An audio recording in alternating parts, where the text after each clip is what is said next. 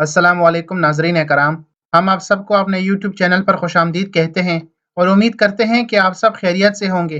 नाजरीन कराम, आज की इस वीडियो में हम अल परसलान सीज़न 2 एपिसोड 234 के बारे में बात करेंगे।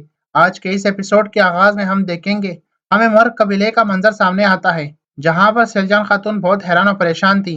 वो कह रही थी, आप रहीम है मेरे अल्लाह, अपनी रहमत का मामला फरमाइए, आप शिफा देने वाले हैं, मुकम्मल शिफा अता फरमाए। सैलजान खातून चागरी साहब के लिए बहुत परेशान थी, क्योंकि अमीर अरसलान बसासरी ने चागरी साहब को जख्मी कर दिया था और वो ताहाल बेहोश थे। सैलजान खातून कह रही थी, मेरे अल्लाह, चागरी बेग साहब को यतीमों, गरीबों और सारी अली सल्जोक सल्तनत के लिए शिफा नसीब फरमाए या अल्लाह। इधर हम एनाल साहब को देखते हैं, जो जंगल में एक जगह पहुंच जाते हैं और क्या देखते हैं, जंगल में अमीर अरसलान बसासरी और उनके सिपाही चकड़े में अल बसलान साहब को लेकर जा रहे थे। एनाल साहब उन्हें देखकर कहता है, अपने चचा के खिलाफ खड़ा होने वाला भतीजा अब पंजरे में कैद है। फिर एनाल साहब एक तरफ चले जाते हैं। अमीर बसासरी और उनके सिपाही मुसलसल आगे बढ़ रहे थे और चकड़े के अंदर अल परसलान साहब ताहाल बेहोश थे और कह रहे थे, हक के लिए, हाँ हक के लिए। इसके बाद वो एक ख्वाब देखता है, जिसमें वो ख्वाब से जागता है तो वहां पर कुछ बुजुर्ग खड़े थे सफेद पोश। वो कह रहे थे, हक ये जानता है, हाँ हाँ ये जानता है। अल परसलान साहब पूछते हैं, आप कौन है? इधर अमीर असलान बसासरी कह रहा था, पता नहीं ख्वाब में क्या देख रहे हो, मगर यकीनन वो कुछ डरावना ही होगा। फिर वो मुसलसल आगे बढ़ने लगते हैं तो उन पर तीर लगते हैं। अमीर बसास्ती कहता है, जल्दी करो, मोर्चा संभालो, सिपाहियों हमला हो गया है, चलो इस तरफ, चकड़े की हिफाजत करो, तुम दोनों, तीर इस तरफ से आया है, जाओ देखो। फिर वो कुछ सिपाहियों को आगे भेजता है। वहां पर एनाल साहब पहुंच जाते हैं और वो अमीर बसास्ती के दोनों सिपाहियों को वहीं पर खत्म कर देते हैं। मुसलसल आगे बढ़ते हैं। एक जगह पहुंचकर अमीर असलान बसास्ती एनाल साहब पर अपनी तलवार रख लेते हैं। एनाल बे कहते हैं, अरसलान बसास्ती, हाँ मैं तुम्हारा ही मुंतजिर था। इसके बाद अमीर बसास्ती अपनी तलवार वापस मियान में रखते हैं। एनाल साहब भी अपनी तलवार मियान में रखते हैं। अमीर बसास्ती कहता है, यूसुफ एनाल के बेटे शहजादे इब्राहिम एनाल, हाँ। इसके बाद वो दोनों हाथ मिला लेते हैं। अमीर बसास्ती कहता है, अपने भाई चागरी बेग का हिसाब लेने आए हो, हाँ, या भतीजे अल परसलान का।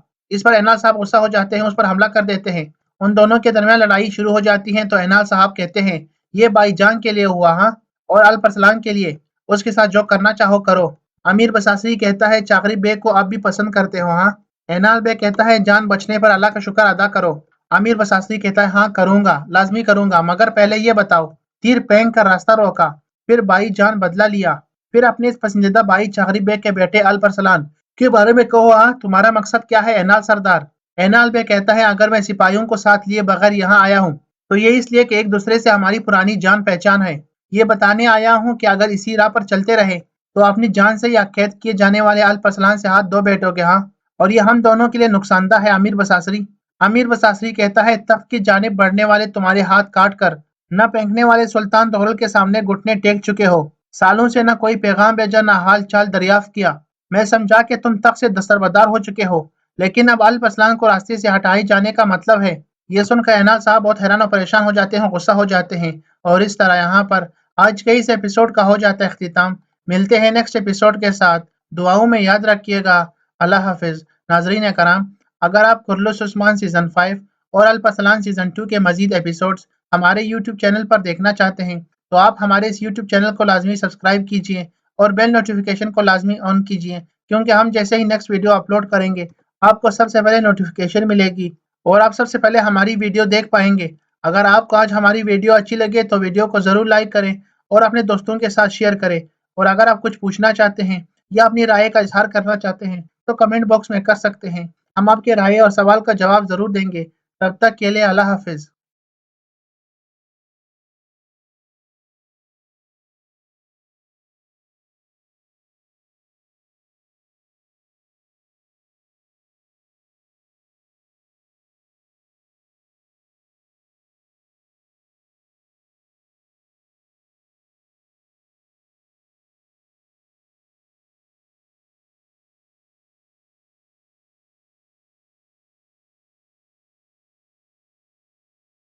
होलोफिरा कहती है, मुझे नहीं पता था उस्मान साहब। उस्मान साहब पूछते हैं, कोई और गुजरगाह है क्या? होलोफिरा कहती है, दरअसल एक और रास्ता है, लेकिन उससे गुजरना नामुमकिन है उस्मान साहब। उस्मान साहब पूछते हैं, कहाँ है वो रास्ता? इस पर होलोफिरा कहती है, कैस्टल के महफिजों के हथियारों वाले गोदाम के करीब है, फौरन। उस्मान साहब फरमाते हैं, फौरन जल्दी करो। फिर वो उस रास्ते की तरफ रवाना हो जाते हैं और आगे आगे बढ़ने लगते हैं। اتنے میں مزید بازنطین سپاہیوں کو دیکھا جاتا ہے جو سامان لاد رہے تھے اور اسے نیچے اتار رہے تھے۔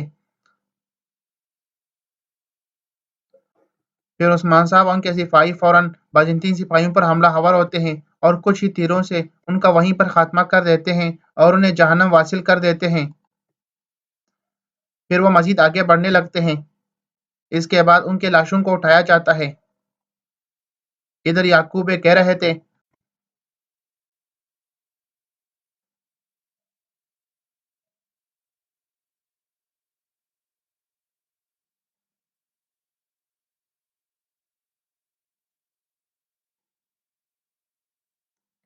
کانیوماز لیفکے کی چابی گورنر کے حوالے کرو ورنہ صورتحال تباہ ہوگی۔ پھر کانیوماز وہ چابی لے کر گورنر میکرونوس کی طرف دے دیتے ہیں۔ گورنر میکرونوس وہ چابی لے لیتا ہے اور بہت زیادہ خوش ہو جاتا ہے اور کہتا ہے، عثمان نے اس کی اجازت کیسے دی سلطان یعقوب؟ ہاں،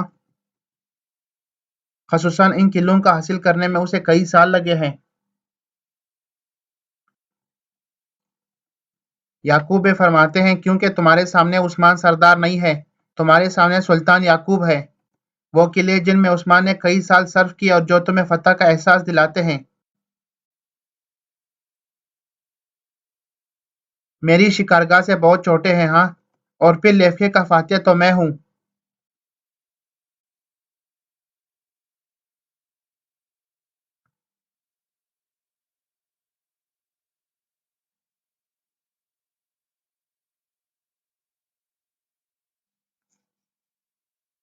گورنر میکرینوس کہتا ہے، میں آپ کو اپنی نیک نیتی کا ثبوت دیتا ہوں سپاہیوں۔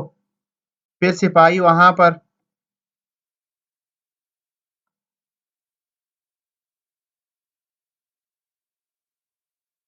تیمور بووا کو لاتے ہیں جو کہ سنجاکسس کا سربراہ ہوتا ہے۔